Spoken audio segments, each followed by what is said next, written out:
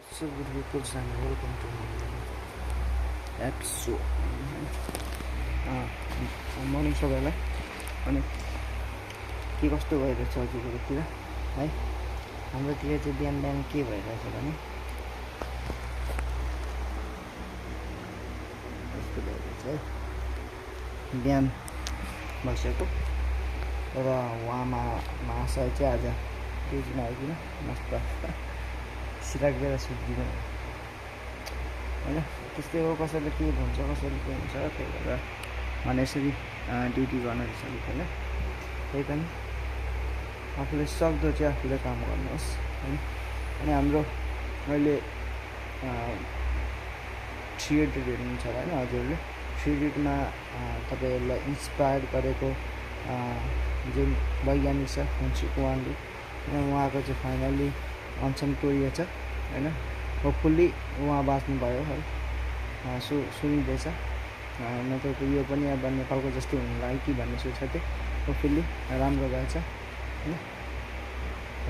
त्यो नेपाल जस्तो चाहिँ हुनु भएन, जो भए पनि राम्रो भयो। उहाँ भनेको चाहिँ एकदम अरूलाई इन्सपायर गरेको मान्छे हो होइन। तर साइड बाई तर अरूले जे गरे पनि आफ्नो देशको लागि गरेको, तर बुझ्नेले बुझिहाल्छ, नबुझ्नेले कहिले पनि बुझ्दैन।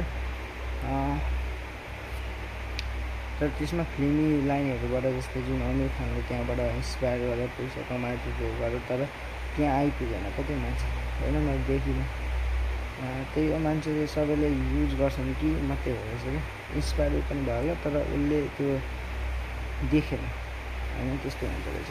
त्यही भएर बायोपिक बनाउने पनि धेरै राम्रो हुँदैन रहेछ क्या, बायोपिकहरू बनाउने भन्ने। तर फाइदा लुट्ने, तर पछाडि के समस्या भने नजाने त्यस्तो पनि हुन्छ। त्यसमै खेल्ने साइड रोलको चाहिँ साइड रोल एक्टरले चाहिँ बरु उसले अरू कलाकारहरूले बरु उसको लागि के अरे भोइस उठायो, तर मान्छेहरू चाहिँ उठाएन। त्यही चाहिँ अलिक नराम्रो लाग्यो है त। शुभ बिहानी, शुभ नेपाल।